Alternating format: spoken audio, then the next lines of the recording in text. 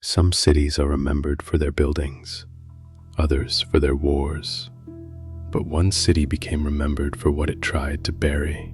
In the winter of 1879, Arvenhall was one of the busiest industrial cities in the region. Thousands arrived looking for work. The factories promised wages, food, and the chance to build a future. But behind the smoke, noise, and endless machinery, something dangerous had already begun to spread. At first, it seemed ordinary. A cough, a fever, a few exhausted workers failing to report for their shifts. Then, the workers carried the sickness beyond the factory gates and into the crowded homes of Arvenhall. One local doctor noticed the pattern before anyone else was willing to speak its name. He warned the city council that the number of infections was increasing faster than the hospital could manage. Do not create panic. The following morning, the newspapers assured the public that the city remained safe, and for a few more days, the people of Arvenhall tried desperately to believe them. But after sunset, the real numbers moved silently through alleys and back streets. The dead were not taken to the public morgue. They were hidden beneath a municipal building. Names were crossed from official ledgers. Deaths became departures. Missing citizens became people who had supposedly left town. You cannot erase people simply because the numbers make you look guilty. But the council had already made its decision. Arvenhall remains healthy, productive, and united. The crowd offered only weak applause. The official newspaper reported 12 deaths. The hidden city ledger recorded 143. Soon, every hospital bed was occupied. Patients were placed on chairs, benches, and blankets across the floor. Yet inside the mayor's office, the most important number was not the death toll. It was factory production. People who could barely remain standing were ordered back to their machines. Behind every missing name was a home that had gone quiet, a chair left empty, a door that no longer opened. When citizens began asking questions, the city declared their grief to be dangerous misinformation. My brother did not leave Arvenhall. They came for him during the night. Families began keeping their own lists. Each candle in a window represented another household touched by the sickness. Soon, entire streets were glowing. Then, without explanation, the city cemetery was closed to the public. At night, workers entered the east field and dug long trenches beneath the fog. Covered carts moved along forgotten roads, carrying the dead as though they were illegal cargo. The doctor secretly met with families whose relatives had disappeared from the official records. We need evidence they cannot destroy. Their handwritten names matched the names hidden inside copied burial records. But secrets were difficult to keep in Arvenhall.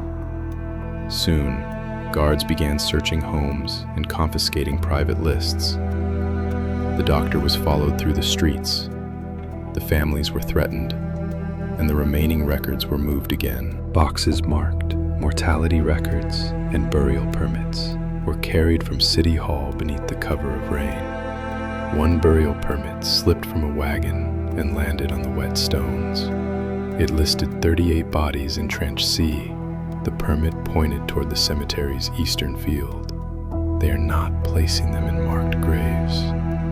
Before sunrise, the doctor and 2 witnesses entered the cemetery to see what the city had hidden. They found recently disturbed earth and rows of simple wooden stakes. No names, no dates, only letters. My brother is here. He has to be here. Then lanterns appeared through the fog.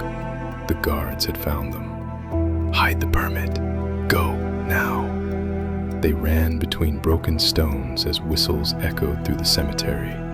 They escaped through a damaged wall, carrying 1 permit, 1 notebook, and enough truth to become dangerous. Back beneath the church, they arranged every surviving fragment. Names, dates, trenches.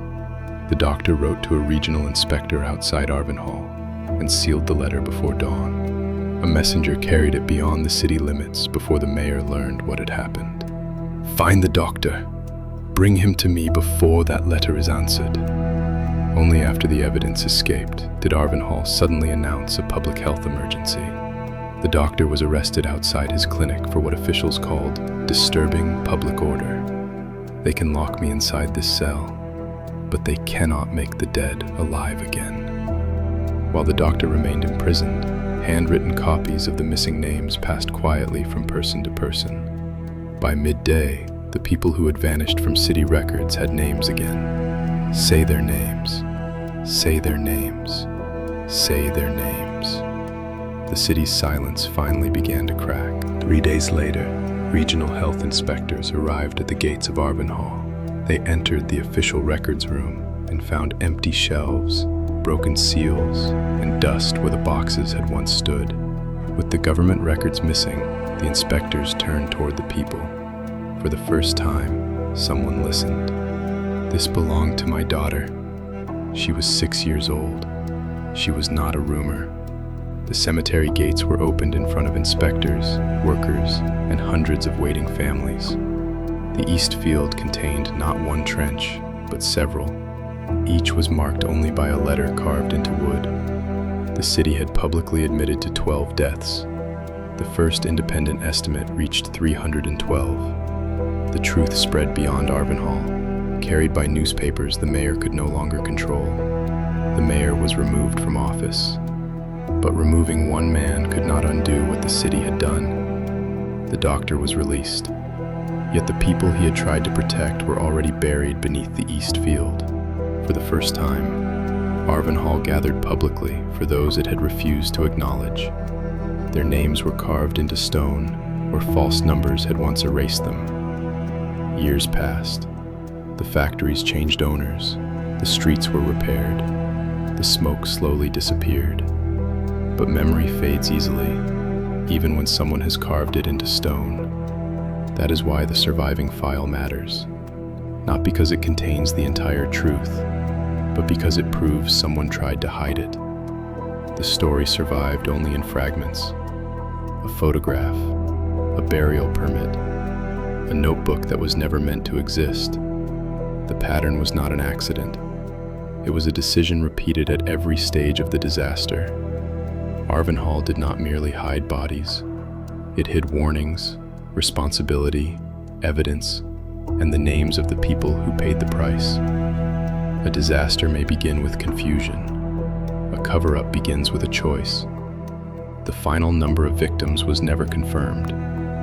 312 were identified. Others may still remain unknown. When a city hides its dead, it does not protect the living. It teaches them that truth can be negotiated. All that remains are testimonies, scattered documents, and one question that every cover-up leaves behind. Who benefits when the dead are counted quietly? And who suffers when no one demands their names? History is not only a record of what happened. Sometimes, history is merely what someone managed to prove. Arvenhall tried to hide its dead, but in the end, the dead became the only reason the city was remembered. Some cities bury bodies, others bury the truth.